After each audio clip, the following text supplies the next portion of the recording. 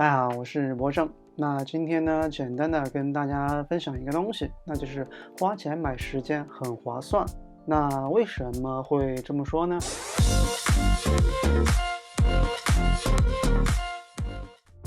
大家都知道这个一寸光阴一寸金，寸金难买寸光阴。时间呢花出去就没了，它不像钱一样啊，可以再赚回来啊，花了就没了。那为什么会这么说呢？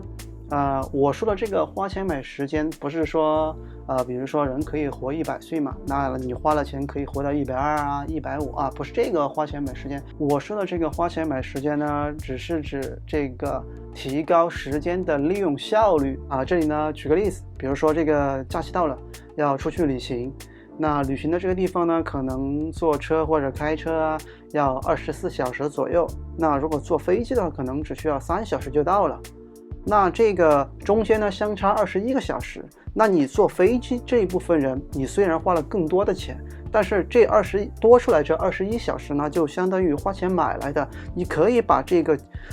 旅途上，就是你去的这个路上的这个路途的时间节省下来，用在真正的旅行当中，也就是相当于你多出了21小时用来旅行。那这样看来的话，也就相当于花钱买时间了。那你把这个路途上的时间省下来了，用在了真正的旅行当中。同时呢，如果你这个去旅行的这个地方很远的这个地方，它不是那种推荐自驾游的那种路线，那你整个这个路途的话，其实都是一种奔波的状态，那肯定会降低你这个旅游的体验的。那你还没到景区之前，你其实就已经很疲惫了，所以你花更多的钱去买机票也好，这种就过去了。然后你把这个时间节约下来了，用在了真正的旅行当中啊。更重要的也是刚才说的那个，你减少了这个旅游之前的一个精力消耗，你把更多的时间用在旅行当中，这样体验感可能要比这个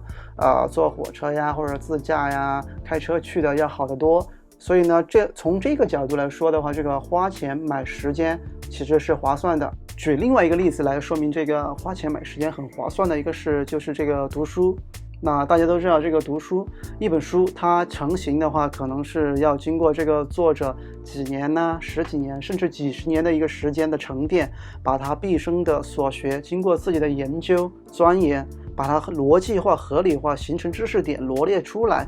展现给读者的。作为读者的我们呢，花个10几块或者几十块呢，就能够学习到作者花费几十年心血写成的东西我们把学习到了，其实是非常划算的。从另外一个角度，如果我们去网上搜索那些所谓的知识，很多是二手知识二手知识存在一个问题，就是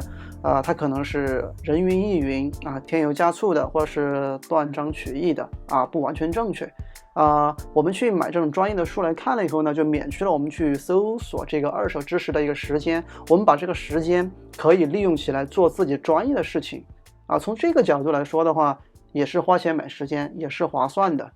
在这个诗说里边有一句，这个术业有专攻，说的就是每个人都有自己的专业领域嘛。那在自己的专业领域，自己肯定是做起事儿来是得心应手的，也就是时间利用效率很高。但是如果你让我去做这个非专业领域的事情的话，我可能会花费大量的时间，而且不一定做得很好。那什么意思呢？就是我们要把这种非专业的这种事情交给那些专业人去做。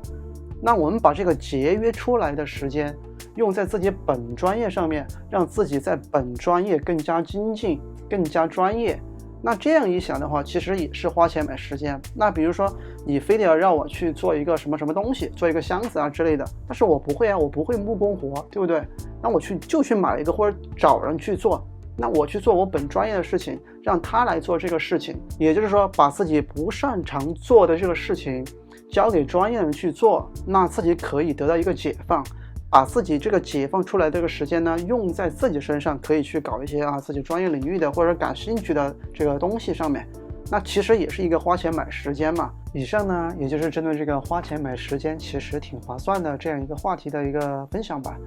也是基于这几天做的事情的一个小小的感悟。那如果你有关于其他的或者类似的也是花钱买时间很划算的这种事情的话，也可以分享留言告诉我。那如果你觉得本期视频还不错的话，也可以给我点个赞。那本期视频就是这样了下次见，拜拜。